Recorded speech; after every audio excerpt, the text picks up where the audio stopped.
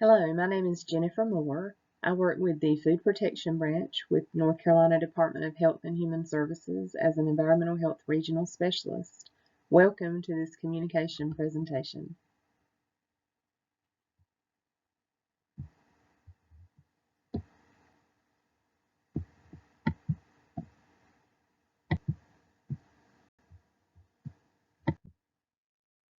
Let's talk about communication styles. What is your style? Are you willing to work with others? Do you talk before you really listen to the other person speaking, or do you try to be a good listener? Are you cool with whatever everybody's saying? Do you just kind of hang back and listen and not say anything in response? Are you kind and attentive to people who are speaking to you? Do you try to be empathetic and try to understand their point of view? Are you shy? Is it hard for you to make conversation sometimes, especially if there's confrontation involved? Are you willing to listen no matter what's going on? Even in a tense situation, are you willing to have an open mind and open ears and hear that other person's point of view? I want to talk to you about something called verbal judo. And you are going to hear me mention the figure 8, and let's try not to break the figure 8. That's one of my favorite phrases from this verbal judo. So the verbal judo, the gentle art of persuasion, was created by George Thompson. He lived from 1941 to 2011, and he was contacted by law enforcement to come up with a training for tactical situations where conversation had to happen before engaging in physical action. He was known as a great communicator, and he created this verbal judo class, which you can find by looking online for it. Just do a search for verbal judo and watch some of his lectures if you have the opportunity. They're very interesting and so educational about communication and how to have better communication, how to improve your skills. So I use a little bit from his class to get my point across about communication and environmental health. What we do in environmental health is try to persuade customers to understand, persuade and educate them so that they do understand what is expected in terms of compliance with rules and laws. So no matter what part of environmental health you work under, you are going to have to educate your customers, and you may have to persuade and negotiate a little bit to have better communication with them about why certain things have to be done. So in this situation with the figure 8, you can see the picture there is kind of an abstract 8. And we want you to imagine that on the left side of this 8 is the agency you work for, so policy and procedures. On the right side, you can consider the customer, who's often influenced by fear and anger and anxiety. And that may sound a little odd for customers in our work to be anxious or angry, but we are working for a government agency. We are regulators, even though we want you to understand how to be an educator as well. But that regulation piece often makes the customer uncomfortable. So in the middle of this figure is you. And you are the one who can smooth out the rough edges. And the goal for everyone, no matter whether it's the left side or the right side or you in the middle, we should all be concerned with cooperation and compliance with rules and laws, because we are ultimately trying to protect public health through all of this work. I want you to think about power in these environmental health situations and who has what control. Environmental health, the environmental health specialist controls a lot of the interaction. We are the ones who will perform the inspections or the lot evaluations, take water samples, make visits. We are the ones who decide about the outcome, in the end result. Our written reports, permit actions, grades, and sanitation scores are examples of that. Media releases come from the local health department usually, and even though there might be a public information officer, oftentimes the environmental health specialist is involved. Records being open to the public, that is for our files and whatever records we keep on these establishments or lots. If you're working with the on-site wastewater program, all of that is public record. Fees, fines, and fiddling around. I use the term fiddling around because if you are not familiar with, you will certainly get familiar with the idea that the public tends to think that government employees are not really doing much work. So we have fees and fines that they may incur, and they kind of think that we are being harder on them than is necessary sometimes. What about what the customer controls? Well, they make a request for some kind of service. They pay a fee usually, and then they respond to us when we have phone calls or emails or need documents, that we ask for. The communication that's initiated by us is usually left for them to respond to, so that's their control. And then they certainly do a happy dance when business is concluded with us. And in the inspection part of our work, your business owners are not going to be done with us, to use that term. They are going to continue a relationship with us as long as they are in business. So if you've got a restaurant or a child care center, school cafeteria, concession stands, lodging facilities, all of these facilities that want to stay open, part of the requirements are that they have some kind of sanitation inspection. So they will always be partnering with us, and we hope learning from us as well and doing the right things to stay in compliance. A phrase I love and I learned from a very dear friend of mine. This came about when I was trying to understand how to work with one of my children who battles some anxiety and was having some really severe panic attacks, and I was just not equipped to handle those and to know how to help her. And my friend, who's actually very well trained in the world of therapy and psychology with children and these situations, and she said that she wanted me to remember that the calmest person can control the room. Now, that doesn't mean that the calmest person will control the room all the time, but we can if we stay calm and try to stay in our own self-control and not lashing out when things get tense or are not going the way we think they should. You have to do the work to stay in control of the situation. So we don't want you to break the figure eight. We want you to remember this little abstract figure, and we want you to think about how you might have to persuade, negotiate, motivate your customer to understand what's required for compliance. There is an idea of thinking about who you represent. Do you represent yourself, or do you represent your agency? And honestly, you are hired to represent an agency and to represent your county and ultimately the state of North Carolina when you are delegated authority to enforce laws and rules. So we want you to think about all of these different types of communication that you're going to have with the customer.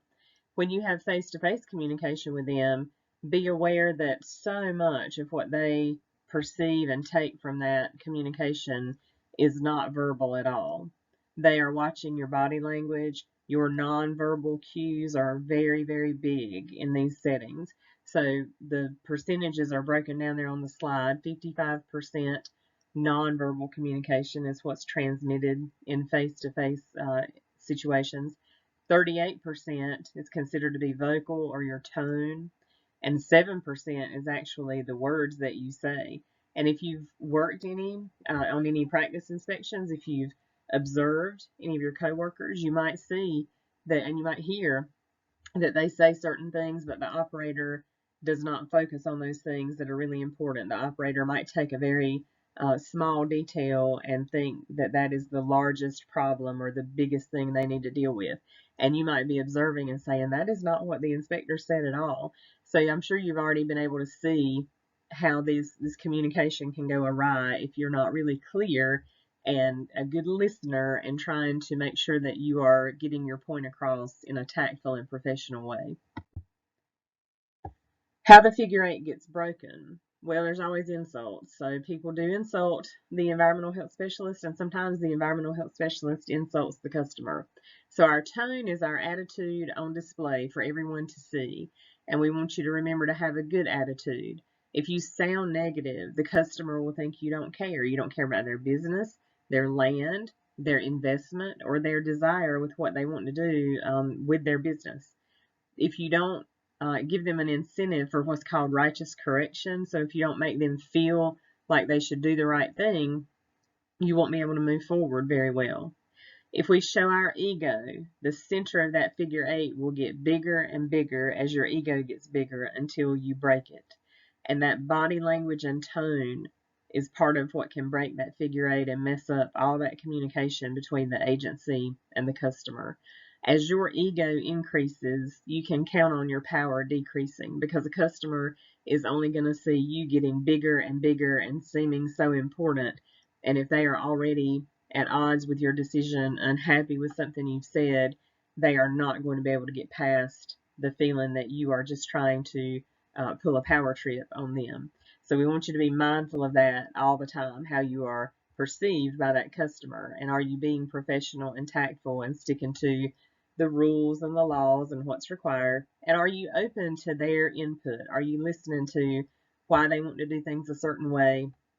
Are you listening to their ideas, which may be okay? They might have ideas that will work out to bring them into compliance in the end if you'll give them that time to buy into it, to understand how important that piece is for public health. More on how we break that figure 8. The organization that you work for can have micromanagement that causes a break on the left side of that figure, so where the agency is. If supervisors are not supportive of professional and tactful communication, that can cause a problem. If you become no longer invested because you just feel like it's a waste, or you've already lost this communication with that person, then you might feel that it's not worth it to continue. So you have to take a step back sometimes and say, wait a minute, am I representing the agency or myself? Am I putting too much of myself into this? Remembering not to take things personally is really important in this field. There are going to be people who get angry or upset, and it may not have very much to do with you. It just might be that you are the final thing that has happened. You are the final straw for them, that on top of a bad day maybe, and they just blow up and lose it because you're the regulator coming in telling them more about what they're doing wrong and what they need to do, and they just might lose it on you. So you really do have to develop a tough skin for that, and somehow remain empathetic to understand what they're going through. It's a mix of work there that you have to do, and it does take some time to learn that skill. So preventing the break of that figure 8 is important. We want you to learn how to move smoothly from left to right on that abstract figure. So moving from the agency to the customer, back and forth with communication and helpful tips and empathetic ears, and trying to understand what each side wants. You are the communicator between both of those parties, and we want you to smooth out those rough edges. Communication and education in environmental health will win so many more battles than anything else. And there will be battles. There will be days that you encounter people who just do not want to have any regulatory part. They don't want any regulation on what they're trying to do in their business or their home. And we have to be very careful with that, and not override people's personal rights and civil rights to their private property and that kind of thing. And you'll hear more about that as you go into other parts of CIT. So tactical language is something I want you to keep in mind. We're going to talk a little bit more about our language on another slide. Mushin is a term meaning empty mind or no mind. And sometimes you have to empty your mind of yourself and the thoughts that make you want to defend why you're doing something the way you're doing it. And we want you to kind of practice this concept when you are having to deal with an operator or a homeowner and it's a tense situation. You kind of have to leave your mind and be just on that professional plane of speaking tactfully and kindly no matter what's going on around you. And in the end, we want you to achieve voluntary cooperation so that that customer wants to do the right thing. We're back to giving them incentive to do righteous correction. So the art of representation. Somebody hired you. You are being trained. You're being trusted that once you're trained, you're going to follow how you've been trained, and you're going to properly enforce rules and laws. You represent a department, and you are going to have to persuade and negotiate in some situations. And you've got to decrease personally and not let this be something that you take personally every day to just try to fight to get the right thing done. Sometimes we have to walk away and choose a better time to communicate with someone. So environmental health, I want you to understand a little bit about the departments. The environmental health department that you work for is a part of the health department, and your local health department is a part of the environmental health branch. And then we are all a part of Department of Health and Human Services for the state of North Carolina. So there is this trickle down of authority from the state for you to be delegated to do this work. So please remember that you represent more than just yourself, more than just your local environmental health agency. There's a lot of representation in the work that you are doing out in the field in your local area. Conversation styles and conversation pieces that you are going to have to work on. Persuasion, negotiation, motivation. I've talked a little bit about these already. I just want to kind of give you the definition. So persuasion is the ability to work on a human mind to change behavior, which I find very entertaining when we can find those words to say that give people an aha moment and they get it and they want to change their behavior because it's the right thing to do. It's kind of like if you're talking with a friend who needs to change behavior, or you're talking to your child who needs to change their behavior. You can also talk to your peers and the people that you are regulating and working with to try to change their behavior. Negotiation is where you attempt to decrease their resistance. So in general, people are resistant to being told to change something that they've been doing in their operation, their business, and they do not feel like we know anything about how to help them improve their business. So you will have to find ways to negotiate to decrease that resistance. And the motivation is that the expectations are high for these customers to comply and do the right thing for public health. And when you have them buying into that and understanding the reasons why there are certain regulations in place, then there's they are more likely to be motivated to do the right thing because your expectations are high for them and they want to do the right thing to protect public health. I mentioned tactical language on another slide, so here's a little more in-depth look at natural language versus tactical language. So your tactical language are where you shape your words to achieve a goal. There's a point behind the way you're talking to somebody. It's almost like a performance. You know that you have to say certain things in a certain way to get a point across tactfully. Your natural language, imagine that you're talking with your friends or family and you might start out negative. I know at home, I might be quick to say the bad things that went on or what's negative, you didn't put your shoes away, nobody washed the dishes, there are 3 loads of clothes to be folded, why hasn't anybody done that? But that's because it's comfortable. The people I live with know that I love them, and me fussing about that is not an indication that I don't care about them. It's an indication that I want them to do what I told them to do. But in our workplace, tactical language is better because you do not go into, let's just say, a restaurant to do an inspection and start right out saying, why haven't you put that food away like I told you to do last time? Why aren't you washing your hands? That is not going to achieve what we need to achieve in terms of cooperation and compliance.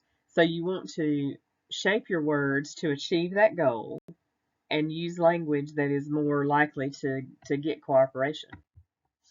So some of the things we might say for sanitation inspections, the refrigerator is not holding food at the right temperatures. Can we check our thermometers together? So that's a way to buy in, show that you're willing to cooperate and show them how to do this thing, this checking the thermometers for calibration, and you want yours calibrated, and it's just like a partnership. I appreciate your help. I would feel that way too. When someone is frustrated or lashing out about regulations, sometimes it is proper for you to say, you know what, I would feel that way too if I was being told this, if I was being told I had to do this thing that I'm not used to, that I don't understand. But then you've got to carry it further and help explain it and educate them. Lot evaluations. You might have to talk to somebody who's being told they can't have their driveway where they want it. They can't have their drain field where they want it. Maybe they've got to have a pump system and there's some big mound, or big pump apparatus in their front yard. So you might need to practice your empathetic talking with them. I understand why you want the driveway there. Can we talk together about why the soil or where the soil is best for the drain field? I hear you, and I might feel the same way if I was in your situation.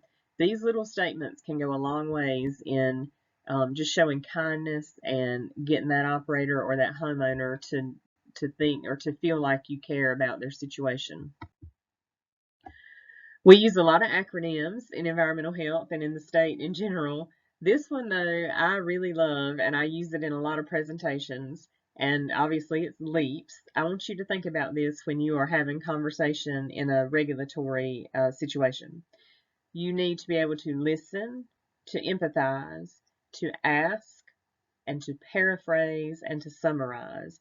So we are talking about listening carefully and not just jumping in to speak, empathizing, trying to understand what that person's going through, ask questions to make sure you have a good handle on what's going on, paraphrase, meaning say back to that person what you think you heard, just to make sure you were listening correctly and got it all, and then they can correct you if you missed something or misspoke in some way.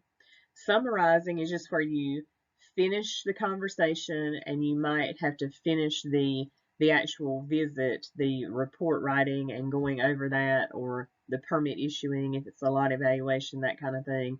So there's going to be a summarizing piece where what the operator said and what you heard and what you've observed, all of that has to come together in a final piece of this puzzle with the communication to the operator. The golden rule always applies. Treat others the way you would want to be treated. People want to be asked to do something instead of told. And then they want to be told why they're being asked to do something.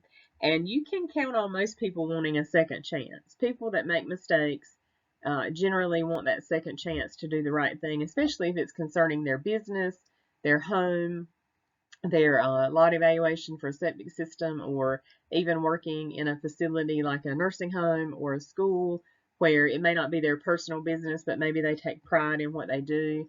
And most people do want a second chance. I have worked now 29 years in environmental health, and I've rarely seen someone who really just wanted you to leave and didn't want to try to work things out. Maybe twice in my career, there have been a couple that really just wanted no part of environmental health regulations and would not cooperate. But that's going to be the case. You're always going to have one or two that folks that just don't want to cooperate. But in general, your days are going to be filled with people who do want to do the right thing. They just need some help understanding what that is and why it is. So I am saying, may the force be with you for you to be balanced and skillful and persuade people to do the right thing and cooperate. You cooperate with them and hopefully receive cooperation in return. And I know you will have successful careers if you will continue to hone your communication skills to be a great communicator in environmental health. My contact information is here.